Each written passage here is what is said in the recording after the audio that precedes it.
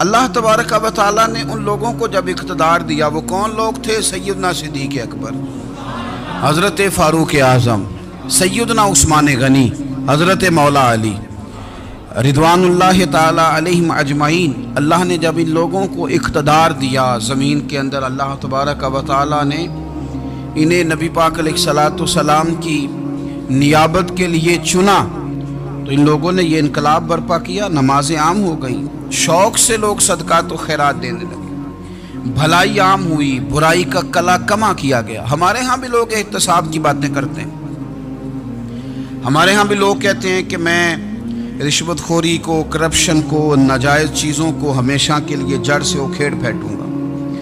لوگ دوسروں سے مطالبہ کرتے ہیں کہ یہ سارے کام جائز کریں، لیکن خود اس پر عمل کرنے کو تیار نہیں ہوتے۔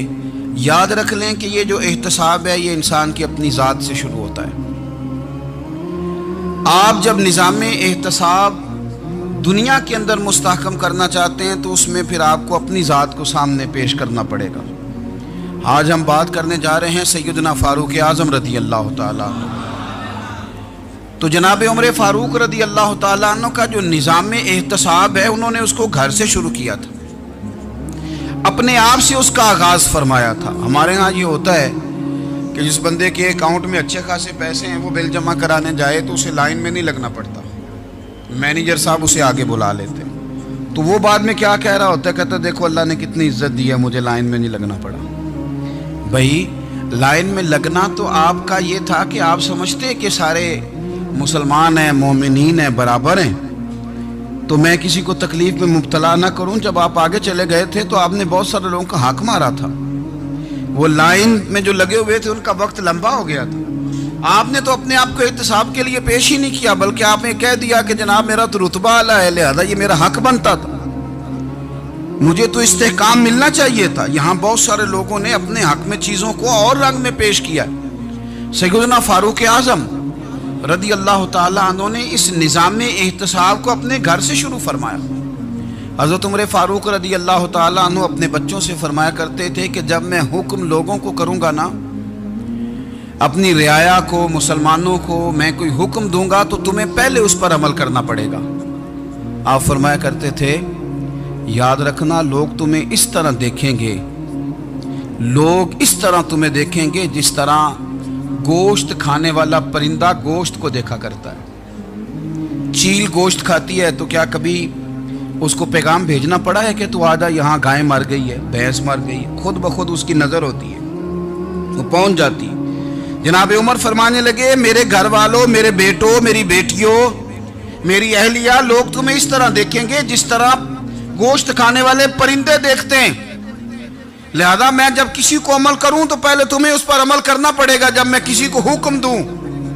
آپ فرمانے لگے یاد رکھنا اگر تم نے میرا حکم نہ مانا تو غیروں نے حکم نہ مانا تو انہیں ایک سزا ملے گی، اور اگر میرے گھر والوں نے نہ مانا تو ڈبل سزا ملے گی، تم پر ڈبل سختی کی جائے گی کہ تم نے میری بات کیوں نہیں مانی۔ یہ نظام احتساب ہے۔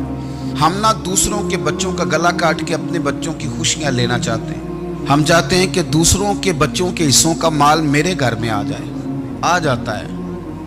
کچھ لوگوں کی سیاست چل جاتی ہے، کچھ لوگوں کا فریب اور فراڈ کام کر جاتا ہے، لیکن وہ گھر روشن نہیں ہوتے۔ ان گھروں میں پیسہ ہوتا ہے پر قرار رخصت ہو جاتا ہے، ان گھروں میں آسانیاں اور وسعتیں تو آ جاتی ہیں لیکن ایک دوسرے کا احترام ختم ہو جاتا ہے۔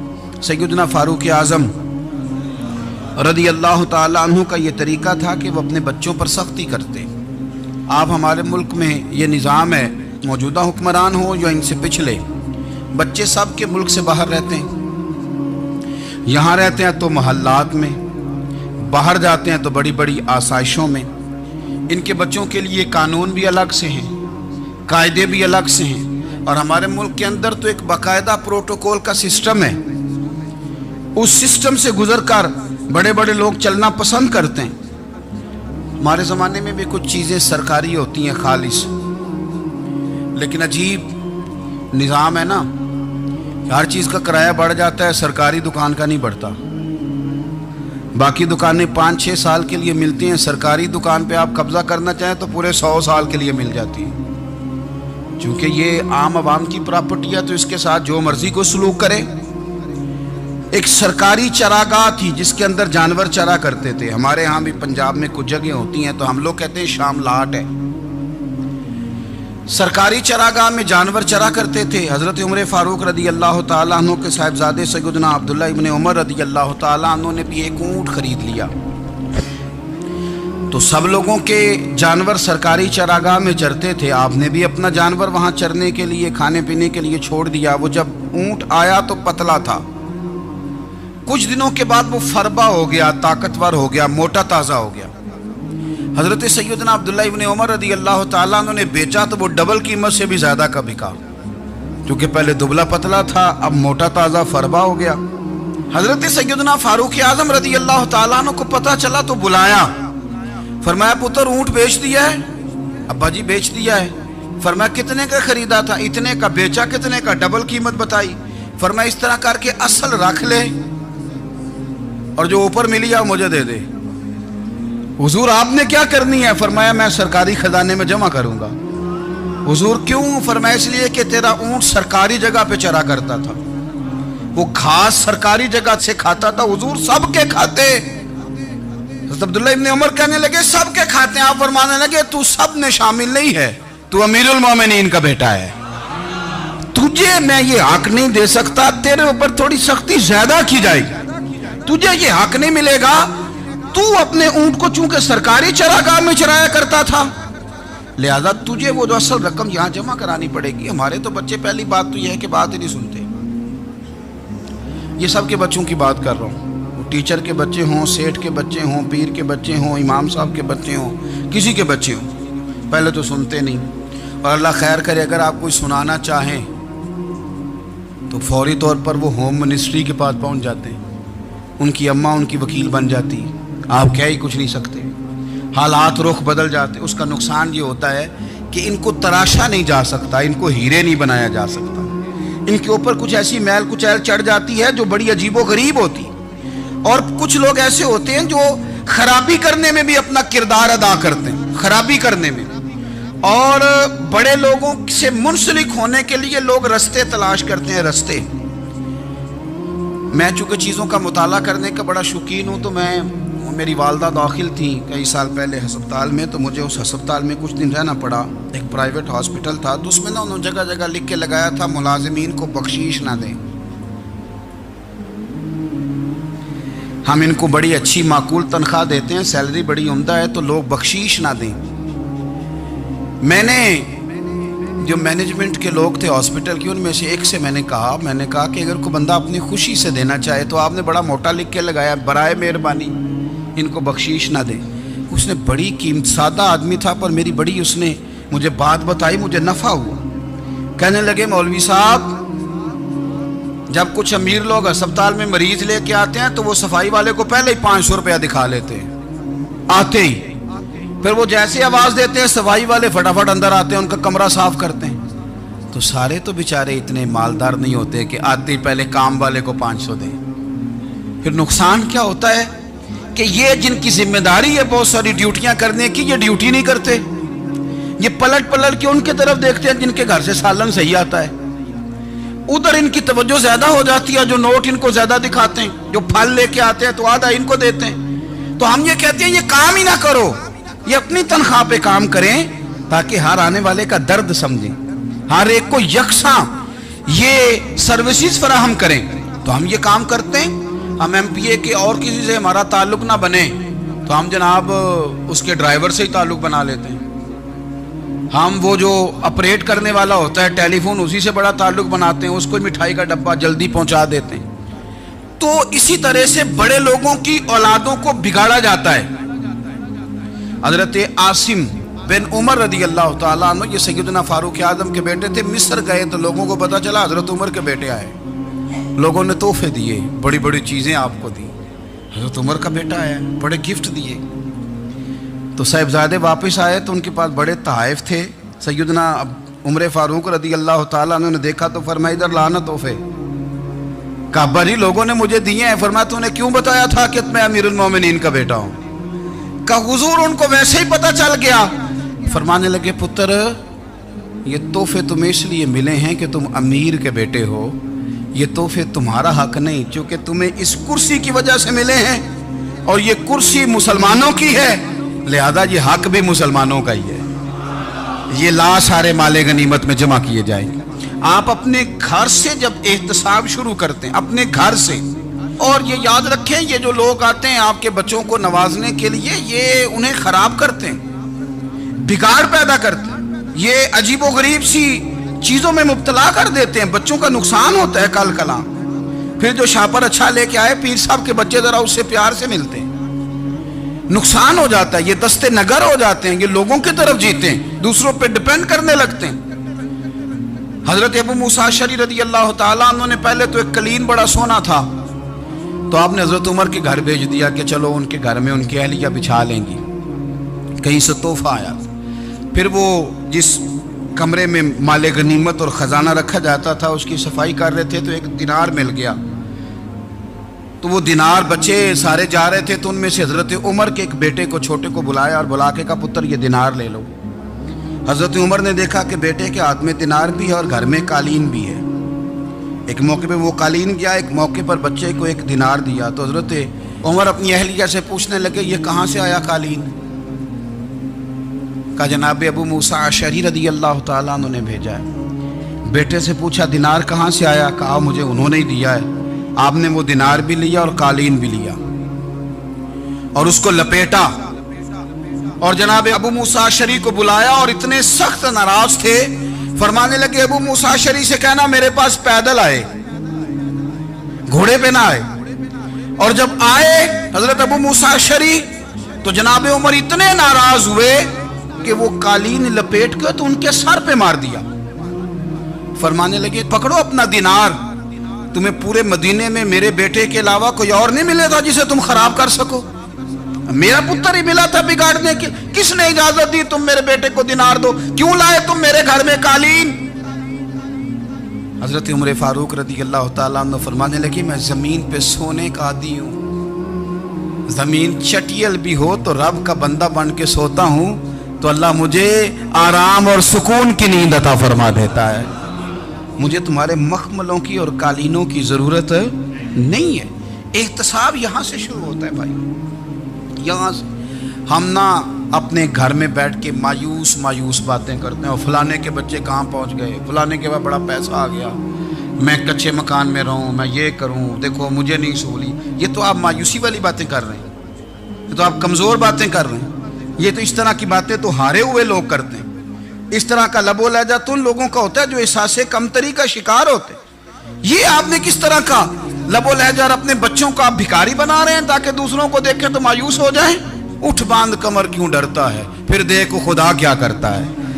आपका जो एहसास है वो इतना खूबसूरत हो, आपके लहजे के अंदर इस कदर ठहराव हो, आपको इत्मीनान आ चुका हो, और आपके बच्चे कभी भी कंपैरिजन ना करें अपना किसी के साथ, कभी भी उन्हें करने ना दें। आप कभी वो कभी ये बात ना करें कि फलाने ज़्यादा अच्छा खाते पीते हैं तो हम किधर हैं, करने ना दें उन्हें बताएं कि बेटा अपनी मट्टी पे चलने का सलीका सीखो, संगे मरमर पे चलोगे तो फिसल जाओगे।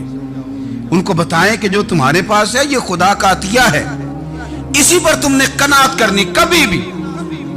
हजरत ज़ैद बिन हारसा से नबी पाक सल्लल्लाहु अलैहि वसल्लम को बड़ा प्यार था। फिर उनके बेटे हुजूर के गुलाम ज़ादे हजरत उसामा बिन ज़ैद के साथ भी हुजूर बड़ा प्यार करते। लेकिन ये तो मुसल्लमा हकीकत है ना कि अज़मत और शान तो सैयदना फारूक आज़म की ज़्यादा है। उम्मत का इत्तेफाक है कि नबियों के बाद सबसे बड़ा दर्जा जनाबे सिद्दीक़ अकबर का, और फिर अल्लाह ने मकाम अता किया हजरत फारूक आज़म को। ये बड़े लोग थे। एक दफ़ा माल तकसीम हो रहा था तो हजरत उमर रज़ी अल्लाह ताला अन्हु ने ना हजरत उसामा बिन ज़ैद को 4000 दिनार दिए और अपने बेटे अब्दुल्ला इब्न उमर को 3000 दिनार दिए। तो हजरत अब्दुल्ला इब्न उमर घर जाके कहने लगे अब्बा जी उसामा में वो कौन सी खूबी है जो मेरे अंदर नहीं, और उसामा के बाप में वो कौन सी खूबी है जो आपके अंदर नहीं। तो हजरत उमर की आजिज़ी देखिए, हालांकि बिल इत्तेफाक दुनिया जानती है कि जनाब उमर फारूक रदी अल्लाह ताला अन्हु अफजल हैं, फिर भी पता है अपने बेटे से क्या कहते हैं? फरमाते हैं ओ सुन यार, वो खिदमत गुजार हैं नबी पाक के, वो भी हुजूर के घर में ड्यूटी करते, नौकरी करते, और इनके बेटे भी हुजूर की नौकरी करते, ये खिदमत गुजार हैं। फरमाने लगे अगर तूने पूछ लिया तो सुन, फिर मेरी तो राय ये है कि तेरे से ज्यादा उसामा बिन जैद हुजूर की नजर में प्यारे हैं, और उसामा का बाप तेरे बाप से ज्यादा नबी पाक का प्यारा है। कोई कंपैरिजन करने नहीं दिया, बच्चों को किसी ऐसी जगह खड़े होने नहीं दिया। फरमाया ये वजह है, ये अंदाज है कि तू ज्यादा प्यारा है। हजरत उमर फारूक रदी अल्लाह ताला अन्हु पसंद नहीं करते थे, जरा बराबर भी पसंद नहीं करते थे कि कोई शख्स और माल आता तो अपने रिश्तेदारों को नवाजने से बचते। माले गनीमत आता है ना, हमारे यहाँ तो अल्लाह खैर करे, जब कोई बंदा काउंसलर बनता है, चेयरमैन बनता है, तो ठेका किसको देता है? कोई चलो भतीजा मिल जाए, कोई भांजा मिल जाए, कोई छोटा भाई, उसे भी काम मिल जाता है साथ। नवाजने पे लोग आते हैं तो वो तलाश करते हैं कि कहाँ कहाँ को मेरा है, वो टेंडर ही उनके नाम के पास होते हैं जिनकी तरफ जरा नजर करम ज्यादा होती। हजरत उमर फारूक माल तकसीम कर रहे थे तो बेटी आगे कहने लगी अब्बा जी रिश्तेदारों का भी हक होता है, आप सबको देते हैं, आपके अपने आपके करीब ही नहीं आते। तो हजरत उमर फारूक ने क्या लफ्ज कहे, क्या हकीकत है, क्या हुसन है। फरमाने लगे पुत्र ये माल तेरे बाप का नहीं मुसलमानों का है, जब तेरे बाप का जाती माल होगा तो अपने रिश्तेदारों को देगा, ये मुसलमानों का माल है, ये उसी हिसाब से तकसीम होगा जो अदल का हिसाब है, जो तराजू ठीक है। फरमाया तू मुझे ये मशवरा ना दे, ये मुसलमानों का माल। यहां से निजाम में इख्तिसाब शुरू होता है, यहां से इंसान आगे बढ़ता है, और फिर कोई तकल्लुफ नहीं किसी पर हजरत उमर का, कोई छोटा है या बड़ा है। हजरत अबू सुफियान रदी अल्लाह ताला अन्हु सरदार रह चुके हैं मक्के के, बड़े आदमी, लेकिन निजाम में एहतसाब में कोई छोटा बड़ा नहीं होता। हजरत उमर फारूक मक्का मुकरमा गए तो लोगों ने कहा हुजूर जनाब अबू सुफियान ने ना गली में पत्थर रखे और बहुत सारे लोगों को रस्तों में तकलीफ हो रही है। तो हजरत अबू सुफियान रदी अल्लाह ताला अन्हु से भी लोग कह देते तो वो भी उठा देते, लेकिन लोगों ने चूंकि वो सरदार थे, बड़े थे, तो लोगों ने उनसे कहा नहीं। हजरत उमर जब आए तो कहा तो जनाब उमर ने परवाह नहीं की, खुद आए जनाब अबू सुफियान से कहा ये पत्थर आपने रखे? कहा हुजूर हाँ। फरमाया ये भी उठाइए, ये भी उठाइए, ये भी उठाइए।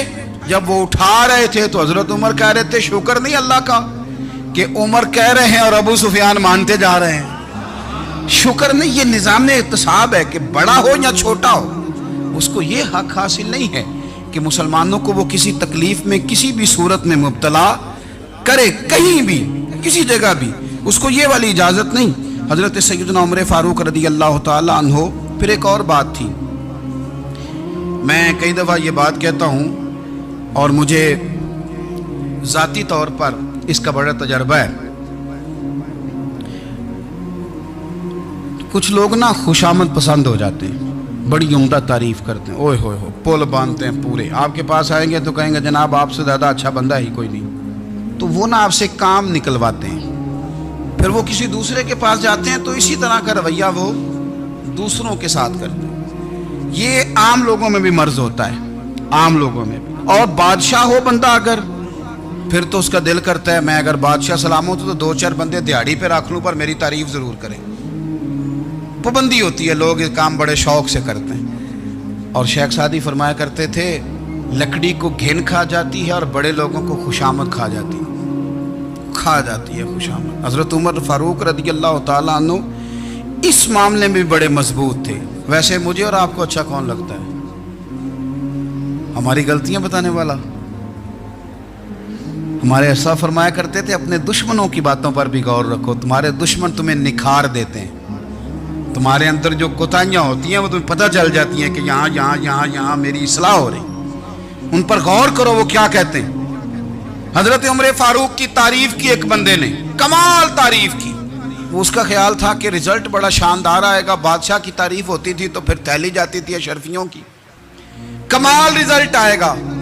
तो हजरत उमर जब वो पूरी कर चुका ना बात तो फरमाने लगे तू खुद भी हलाक हुआ और मुझे भी हलाक ही कर दिया, خود بھی تباہ ہوا ہے, مجھے بھی تباہ کر دیا. کس طرح کی باتیں کر رہا ہے. ایک بندہ اور آیا اور اس نے آ کے کہا کہ پوری امت میں سب سے افضل ہے فاروق اعظم, آپ ہی ہیں.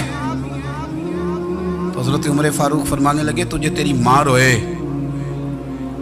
ابو بکر تجھ سے بھی افضل تھے, تیرے باپ سے بھی افضل تھے, اور صدیق اکبر مجھ سے بھی افضل ہے اور میرے باپ سے بھی افضل ہے. یہ تو کس طرح کی بات کر رہا ہے. یہاں ہر شے ہضم نہیں ہو جاتی, فوری طور پہ لوگ ڈکار بھی پورا نہیں لیتے.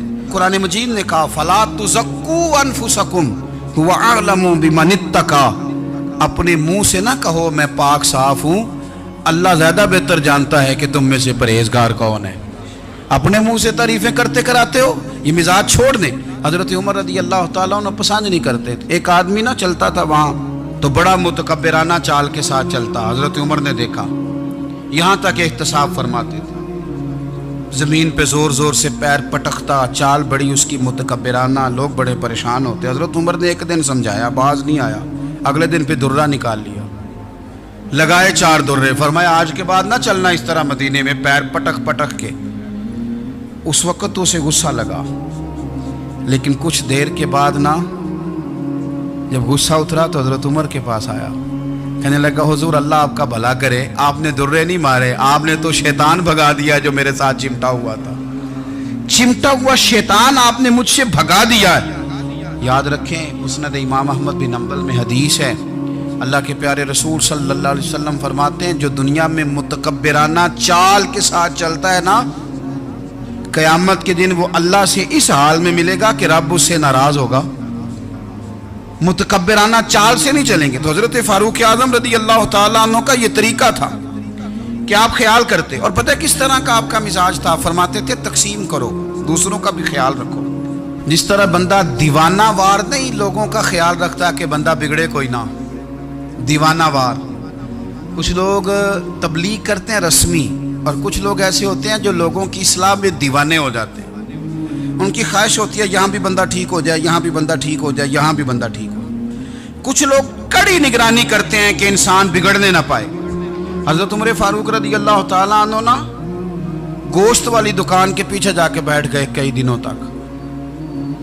وہ کہنے لگا حضور یہاں کیا ہے, فرمایا تو اپنا کام کرنا.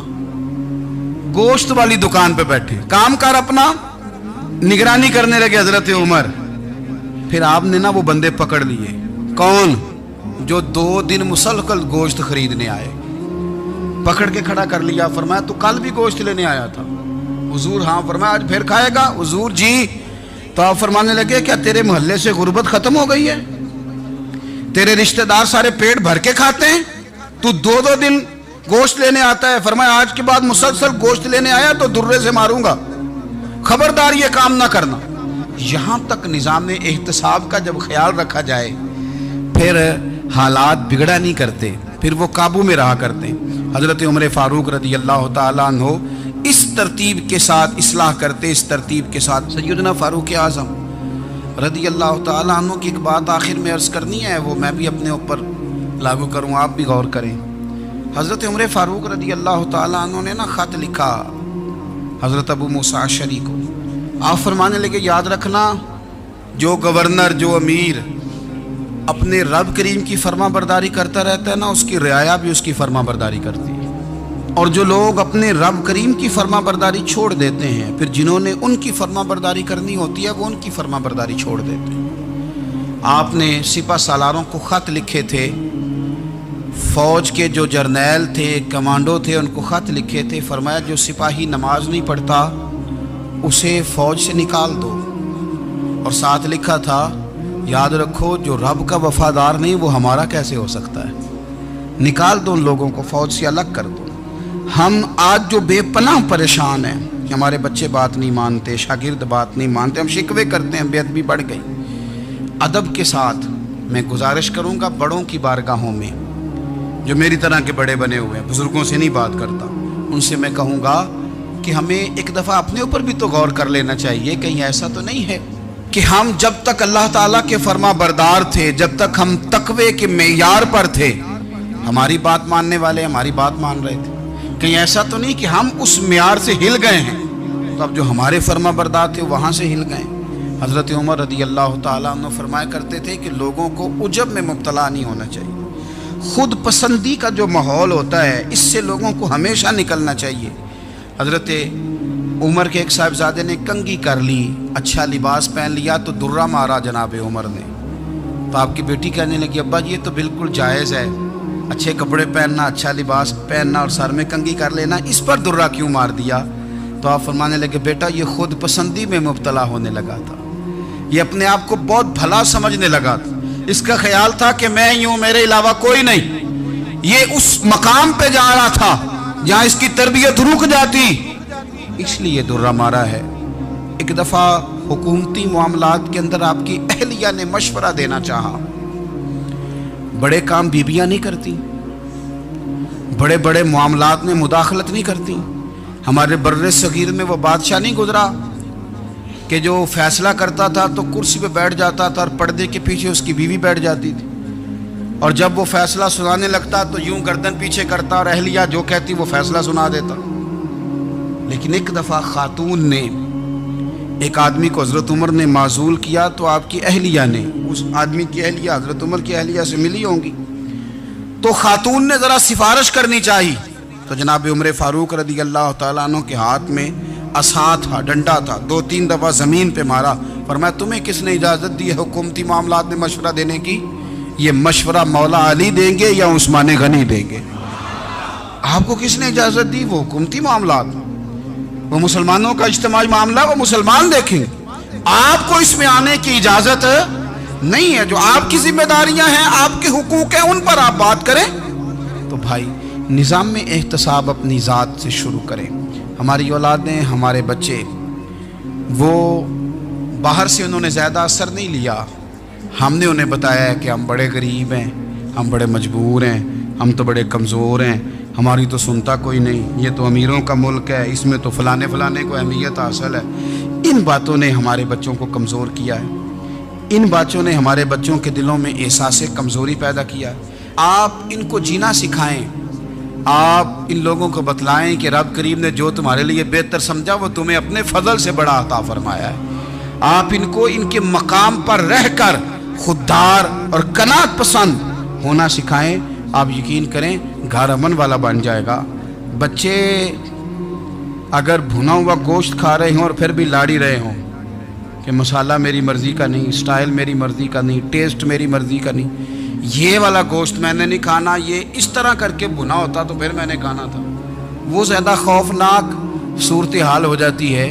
لیکن اگر ابا جی، اماں جی، گھر والے کھیتوں میں کام کر رہے ہوں اور بچے اچار کے ساتھ روٹی لے کے جائیں اور بننے پہ بیٹھ کے، پھٹے پہ بیٹھ کے وہ پھر کھانا شروع کریں، اور جب وہ اچار آئے اور وہ ایک دوسرے کو کہیں کہ آج تو 2 کلے ہو گئے میرے کام کے، اس دفعہ تو دیکھنا ہماری فصل کتنی شاندار ہوگی، ایک دوسرے کو دیکھ دیکھ کے وہ ہنسیں اور مسکرائیں اور ان کی باتوں میں لذت ہو، اور پھر وہ کہیں کہ آم بڑے اچھے مل گئے تھے، دیکھو اچار کتنا سونا آ گیا ہے، دیکھو یہ کس قدر زیادہ اچھا ٹیسٹ ہے، تیل بھی بڑا اچھا ہے، گل بھی بڑے وقت پہ گیا ہے۔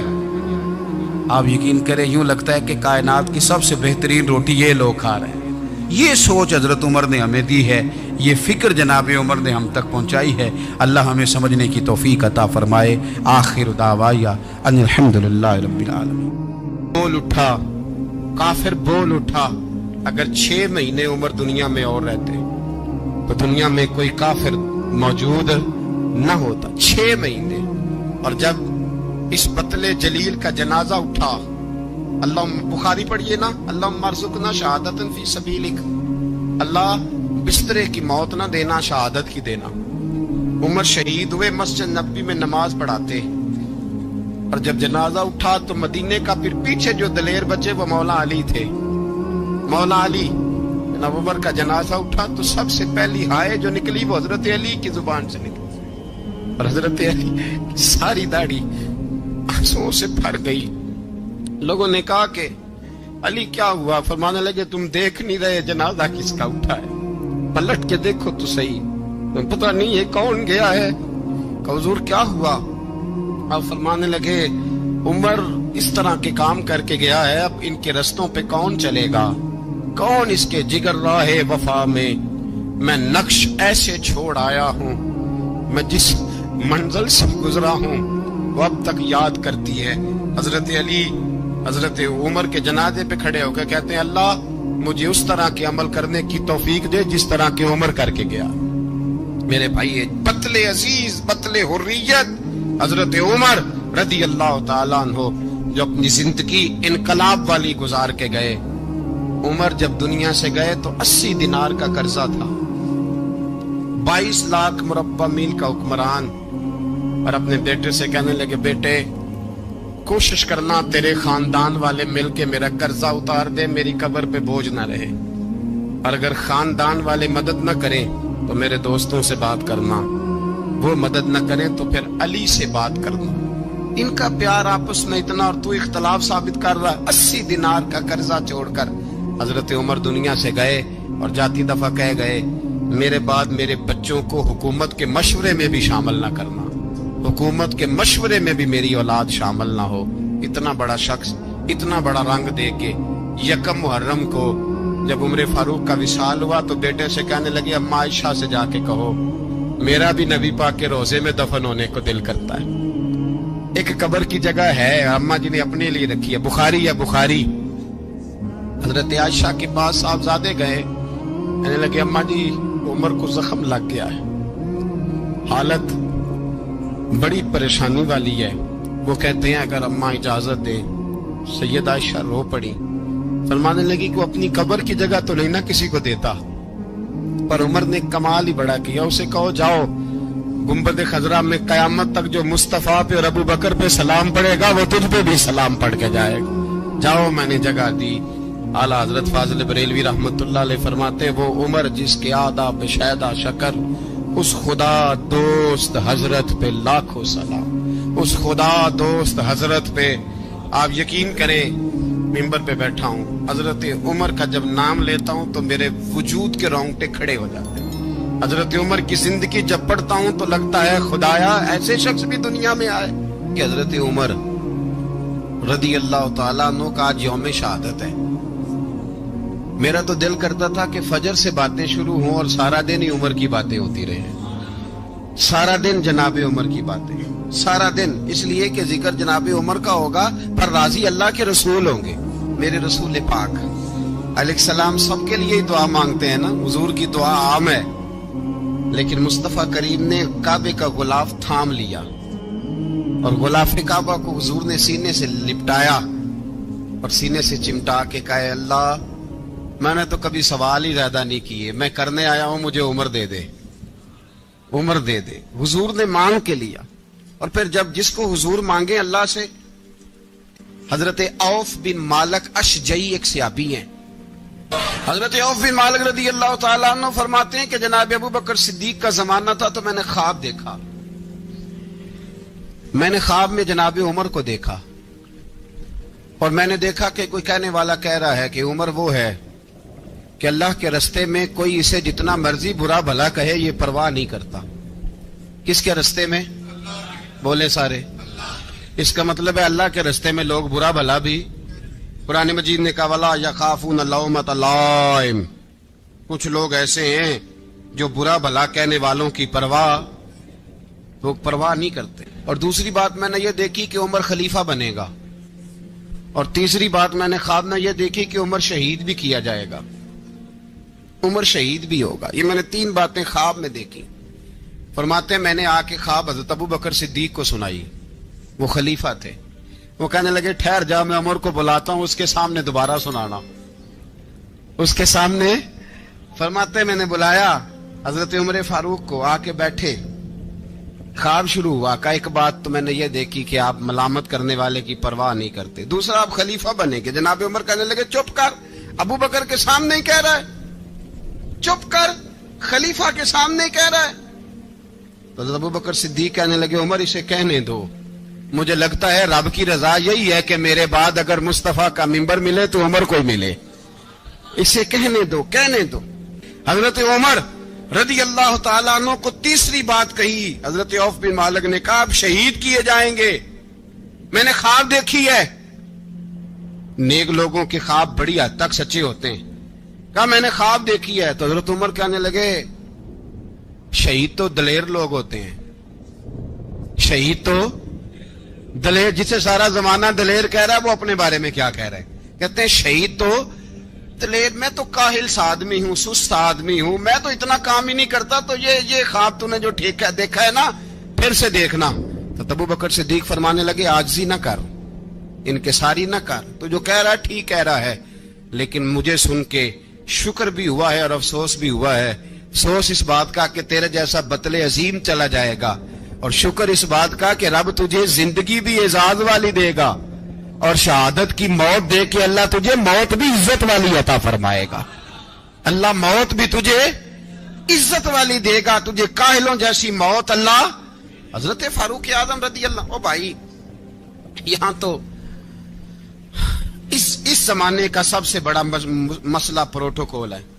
ہم چھوٹے طبقے سے لے کر بڑے سارے پروٹوکول کے قائل ہیں، پر حضرت عمر رضی اللہ تعالی، حضرت عمر کی سادگی اور پھر جناب عمر کی عاجزی، جب انسان اپنے اوپر سوار کر لیتا ہے نا، سوار کر لیتا ہے، میں بدکار پرانا خادم، کسے در ملی نٹ ہوئی، تے واصف یار نے نظر جو کیتی تے واصف ہی ہو۔ میں اکثر سوچتا ہوں حضور نے جہاں بھی کہا نا، فرمایا میرے بعد نبی ہوتے تو خطاب کے بیٹے عمر ہوتے۔ حضور نے فرمایا عمر جس رستے سے جاتا ہے شیطان وہ رستہ بدل جاتا ہے۔ نبی پاک صلی اللہ علیہ وسلم نے فرمایا میرا عمر وہ ہے کہ اس کی زبان پر حق جاری ہے۔ حضور علیہ السلام نے فرمایا 950 سال حضرت جبریل میرے عمر کی شان بیان کریں تو ان کی عظمت ختم نہیں ہوتی۔ 950 سال جبریل عظمت بیان کرے تو ختم نہیں ہوتی، یہ بات ہے حضرت عمر کی۔ اور فرمایا عمر ابو بکر کی نیکیوں میں سے ایک نیکی ہے، یہ شان ہے عمر فاروق رضی اللہ تعالیٰ عنہ کی۔ حضور نے فرمایا میرے بعد نبی ہوتے تو عمر ہوتے، جس گلی سے عمر آئے شیطان رستہ بدل جائے۔ میرے عمر فاروق کی شان 950 سال بیان ہو تو ختم نہ ہو۔ عمر کی زبان پر اللہ حق بیان کرتا ہے، جو عمر کہتا ہے وہی رب کر دیتا ہے۔ حضور ساری زندگی فضیلتیں بیان کرتے رہے، عمر جواب میں کیا کہتے ہیں؟ کوئی بتائے نا کہ یہ والی حدیثیں کبھی عمر نے بھی روایت کی ہوں کہ حضور نے میرے بارے میں یہ کہا ہے۔ یہ روایتیں وہ روایت نہیں کرتے، ان سے جب لوگ کہتے عمر تیری بڑی بات ہے تو عمر رو پڑتے، کہتے میں تو اونٹ چرانے والے باپ کا بیٹا ہوں، میں تو اونٹ چرانے والے باپ کا بیٹا، اونٹ چرا۔ اس سے آگے عمر گئے ہی نہیں ساری زندگی، اس سے آگے لفظ ہی نہیں ادا کی۔ اور میں تو بھائی اونٹ چرانے والا، میرا باپ تو اونٹ چرایا کرتا تھا، 10 اونٹ تھے، میری ڈیوٹی ہوتی تھی، سنبھالے نہیں جاتے تھے، ابا ڈنڈوں سے مارتا تھا۔ ساری زندگی عمر حج کرنے گئے، ایک خشک تنا کھجور کا عمر فاروق رضی اللہ تعالیٰ عنہ نے اس کو اپنے کلاوے میں لیا، رونے لگے۔ لوگوں نے کہا عمر کیا ہوا؟ فرمانے لگے یہاں میں اونٹ چرایا کرتا تھا، یہاں میں اونٹ چراتا تھا، 10 اونٹ سنبھالے نہیں جاتے تھے۔ دیکھو رسول اللہ کی شان، آج ساری امت چلانے کا طریقہ عطا فرما دیا ہے، ساری نظریے سے پیار۔ یار پیسہ کس کو برا لگتا ہے؟ سارے صحابہ مل کے آئے، کہنے لگے عمر فاروق سے کہنا ہے نبی پاک کے زمانے میں تو ظاہراً غربت تھی، ابو بکر کے دور میں بھی غربت تھی، اب تو بڑا محال ہے۔ عمر سے سفارش کرو کہ عمر نیا کرتا پہنا کرے، ملکوں کے سفیر آتے، عمر وہی پھٹی پرانی چادر اوڑھ کے اور وہی کئی جگہ پہ پیوند لگے سوٹ پہن کے سفیروں کے سامنے بیٹھ جاتا ہے۔ عمر کو مشورہ دو، طے ہو گئی بات۔ سب نے جب مشورہ دے لیا تو سارے کہنے لگے یہ بتاؤ شیر کی مونچھ کو ہاتھ کون لگائے گا؟ کہنا کس نے ہے؟ بندہ بھی تو ڈھونڈو نا۔ نے کہا جناب میرا یہ خیال ہے کہ مولا علی شیر خدا کہیں گے، کیونکہ جس شخص کی عمر کو سب سے زیادہ حیا کرتے دیکھا وہ شیر خدا مولا علی ہے رضی اللہ تعالی۔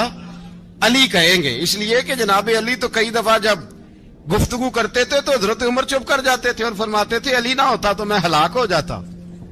تو کہا علی سے کہو۔ جناب علی شیر خدا کو بلایا، کس کام کے لیے؟ جی اللہ اکبر۔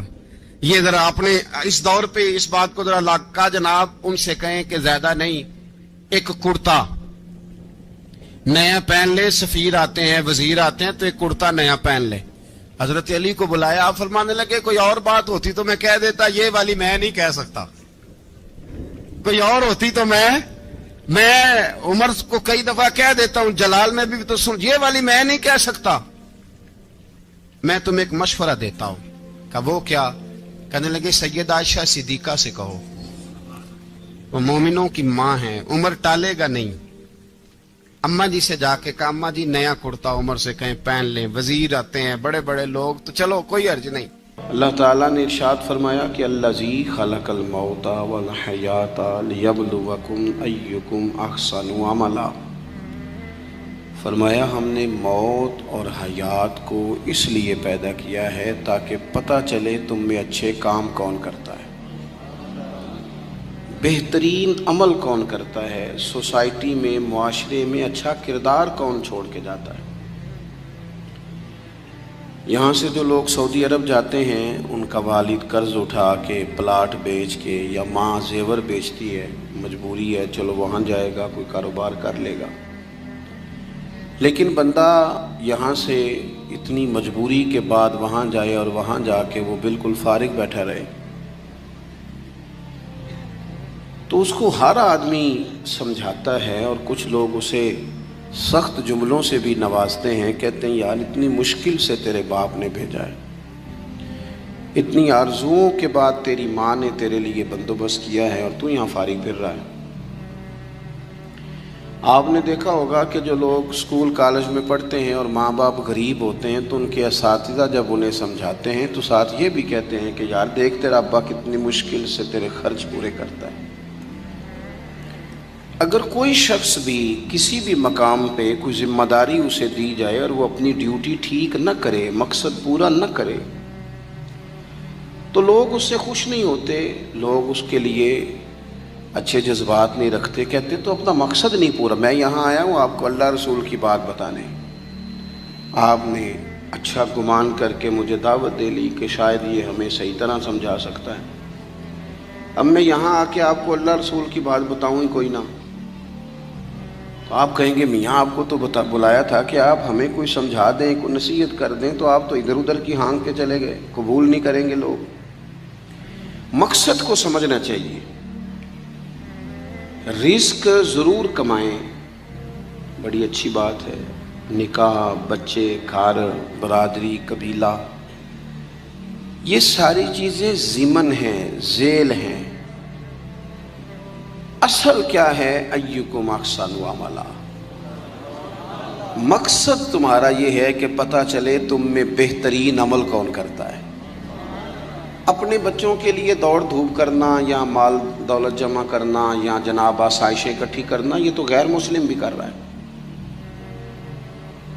میں اکثر کہتا ہوں کہ یہ دیندار طبقہ ہے, میری طرح کے لوگ ہیں. تو ایک بندہ 6 گھنٹے کا سفر طے کر کے آیا ہے, اس نے اسے دیندار سمجھا ہے, نیک آدمی سمجھا, جب ہی آیا نا, کتنا بڑا اس نے اسے مقام دیا ہے کہ اسے حضور سید عالم علیہ السلام کے دین کا نمائندہ سمجھا ہے. یہ خطیب صاحب ہیں, یہ استاد صاحب ہیں, امام صاحب ہیں, پیر صاحب ہیں, کتنا بڑا اپنا مقام اگر بندہ کبھی سمجھے تو کتنا لوگوں نے اسے بڑا درجہ دیا ہے. اب ایک بندہ ولی سمجھ کے آ رہا ہے, اس کو کتنا درجہ ملے گا, لیکن اگر سامنے والا جس کو وہ اتنا مقدس مقام دیتا ہے کہ ولی سمجھتا ہے, اور اس بندے کا لالچ 2-4 ہزار ہو جائے, 15-20 ہزار 25 ہزار کی تقریر بیچے, نعت بیچے, دعا بیچے, معاذ اللہ, تو اس کا درجہ کتنا بڑا تھا اور وہ کہاں پہ گیا ہے. بھئی یہ کام تو کوئی اور کاروبار کر کے بھی کیا جا سکتا ہے. ضروری تھا کہ حضور کی تعریف کر کے تم کمائی اکٹھی کرتے, تو کوئی اور کام کر لیتے. بڑے کام ہیں دنیا میں, کوئی اور کر لیتے. مقاصد ہمیشہ اعلیٰ رکھیں, چھوٹا مقصد, بڑے مقاصد. یہ جو آرام ہے, آسودگی ہے, آرام سے بیٹھنا ہے, کھانا پینا ہے, اچھا گھر ہونا چاہیے, تنگ کوئی نہ کرے, تو حضرت امام حسین تو مسجد نبوی کے خطیب ہیں, حضور کے روضے پہ بیٹھے ہیں, لوگ پلکیں بچھا کے سلام کرتے ہیں, تو ٹھیک ہے بیٹھے رہتے, موج لگی ہوئی تھی, کیا ضرورت تھی. لیکن امام علی مقام رضی اللہ تعالیٰ عنہ نے مقصد دین رسول پاک سے سیکھا تھا. اپنی زندگی میں آگے بڑھنا، کچھ جدوجہد کرنا، ملت کے لیے، قوم کے لیے، وطن کے لیے، اپنوں کے لیے کوئی کوشش کرنا، ہمت کرنا، نکلنا، اور اپنی ذات سے اٹھ کر تھوڑا سا سوچنا، یہ معیار دین ہے۔ کوئی کام انسان زندگی میں کرے، ہم یہاں تو کچھ کرتے نہیں، اور اگر کرتے بھی ہیں تو وہ کیا ہے بھلا؟ مرضی کے کپڑے خرید لو، مرضی کے جوتے لے لو، مرضی کا مکان بنا لو۔ آپ حیران ہوں گے کہ ہم اس ملک میں رہتے ہیں جہاں سیلاب آیا ہوا ہے، غریب لوگ تکلیف میں ہیں، لوگ خیمہ بستیوں میں رہتے ہیں، پر نئے ماڈل کا موبائل مارکیٹ میں آئے تو وہ شارٹ ہو جاتا ہے۔ ایک طرف لوگوں کو رہنے کو جگہ نہیں، کھانے کو روٹی نہیں، اور دوسری طرف حال یہ ہے کہ لوگ کہہ رہے ہیں جناب گاڑی ہمیں پہلے چاہیے، گاڑی بک کرائیے، وہ پہلے مل جائے، 2-4 لاکھ زیادہ دینا پڑے تو ہم دے دیں گے۔ یہ مقصود نہیں۔ مقصد جب بڑا ہو جاتا ہے نا، بڑا، پھر خود بخود یہ چیزیں چھوٹی لگنے لگ جاتی ہیں۔ یہ جتنی دوڑ دھوپ ذاتی زندگی کے لیے یہ چھوٹی لگنے لگ جاتی ہیں۔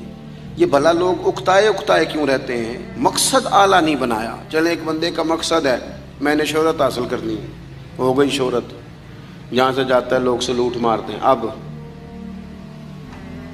ختم ہو گئی زندگی۔ ایک شخص نے یہ مقصد بنا لیا کہ میں نے بہت سارا مال جمع کرنا ہے، تو ہو گیا مال جمع، تجوریاں بڑی پڑی ہیں، اندر کروڑوں روپیہ ہے، لیکن بیمار ہو گئے تو بیماری صحت پیسوں سے خریدی نہیں گئی، نہیں خریدی گئی۔ حضرت حسن بصری کہتے ہیں کہ میں ایک بادشاہ سے مجھے کوئی کام تھا، میں ملنے گیا تو مجھے پتہ چلا کہ بادشاہ سال میں ایک دفعہ اپنے گاؤں جاتا ہے۔ میں اس کے پیچھے اس کے گاؤں چلا گیا تو وہاں ایک قبر تھی۔ بادشاہ نے سب سے پہلے پڑھے لکھے لوگ لا کے قبر کے قریب کھڑے کیے، تو میں نے پوچھا یہ کیا ہو رہا ہے؟ کہنے لگے ذرا دیکھو، یہ بادشاہ کا ایک ہی بیٹا تھا، ایک کی اکلوتا اس کی قبر ہے۔ پڑھے لکھے لوگ پہلے کھڑا کیے، پھر اس کے بعد اس نے ڈاکٹر، حکیم، طبیب کھڑے کیے، پھر اس کے بعد اس نے فوجی، سپہ سالار، نیزہ باز، گھوڑ سوار کھڑے کیے۔ یہ کیا ہو رہا ہے؟ تو کہتے ہیں مجھے بتایا گیا اس کا ایک ہی بیٹا تھا، بیمار ہو گیا، پھر فوت ہو گیا۔ بادشاہ سال کے بعد یہاں آ کے کہتا ہے پتر یہ سارے پڑھے لکھے لوگ میں نے تیری قبر پہ کھڑے کیے ہیں ملک کے، اگر علم لڑا کے تجھے بچایا جا سکتا تو شاید میں مرنے نہ دیتا۔ پھر یہ حکیم، طبیب، یہ سارے کھڑے ہیں، اور بادشاہ کہتا ہے بیٹا اگر یہ ساری ان کی دانائی دے کے تجھے بچایا جا سکتا تو شاید میں تجھے مرنے نہ دیتا۔ پھر بادشاہ سپہ سالاروں کو، گھوڑ سواروں کو، تیر اندازوں کو کھڑا کر کے کہتا ہے پتر اگر طاقتیں لڑا کے بھی موت روکی جا سکتی معاذ اللہ تو شاید میں روک لیتا۔ پھر وہ آخر میں اپنے سر سے تاج اتار کے قبر کے پیروں والی سائڈ پہ رکھ کے رو پڑا، کہنے لگا پتر اگر حکومت دے کے، تخت دے کے بھی تجھے بچایا جا سکتا تو میں فقیر بن کے زندگی گزار لیتا پر تجھے بچا لیتا، لیکن کل نفس ذائقۃ الموت۔ ہم نہ بھول گئے اصل مقصود کیا ہے، کیوں آئے ہیں۔ ہمارا طرز زندگی، اٹھنا بیٹھنا چند ذاتی معاملات کے لیے، چند ذاتی۔ میں کہتا ہوں کہ اگر دین پر بھی عمل، دیکھو نا، وظیفہ پڑھنے سے روزی میں برکت ہوتی ہے، شک کوئی نہیں، صدقہ دینے سے بلائیں دور ہوتی ہیں، شک، بالکل ٹھیک باتیں اپنی جگہ پہ۔ کیا صدقہ رب راضی کرنے کے لیے دینا ہے کہ بلا دور کرنے کے لیے؟ شک کوئی نہیں اس میں کہ آپ اللہ کی راہ میں خیرات کریں گے تو روزی میں برکت ہوگی، تو آج آ کے وہ وظیفہ بھی صرف روزی میں برکت کے لیے ہی پڑھنا ہے؟ وہ جو سب سے بڑی رضا ہے رب کی، دیکھو ضروری نہیں ہوتا۔ میرے حضرت صاحب رحمۃ اللہ علیہ ایک دفعہ بھی میرے گھر نہیں آئے، اور آپ حیران ہوں گے کہ میں سمجھتا ہوں کہ شاید بہتر ہوا، کیونکہ میری اتنی حیثیت نہیں نا، اوقات نہیں نا، میں کو جیتے دل بر سونا، میں کیوں کر اس نو بھاواں او ویڑے میرے وڑدا نہ ہی پئی لکھ وسیلے پاواں. میں سمجھتا ہوں کہ اگر ان کی بات مان لی, ان کے طریقے پہ عمل کر لیا, ان کی کوئی رضا مل گئی اپنے بزرگوں کی, اساتذہ کی, تو یہ زیادہ ضروری کام ہے, یا زیادہ ضروری کام یہ ہے کہ فوٹو ساتھ آ جائے, یا زیادہ ضروری کام یہ ہے کہ وہ کسی جگہ ریکارڈڈ, باقاعدہ ریکارڈڈ میری تعریف کر دیں کہ بلے بلے. یہ تو ٹھیک ہی نہیں. چیزوں کو جب تک ان کی اصل میں نہیں لیا جاتا, اصول میں, اتنی دیر تک معاملات بہتر ہے. ہم آئے ہیں دنیا میں بڑے بڑے کام کرنے, ہمیں کوئی کام کرنا چاہیے. ہمارا بڑا وقت ضائع ہوتا ہے, کوئی مقصد نہیں ہمارا فضول خوش گپیوں کا, لیکن مار رہے ہیں گپے.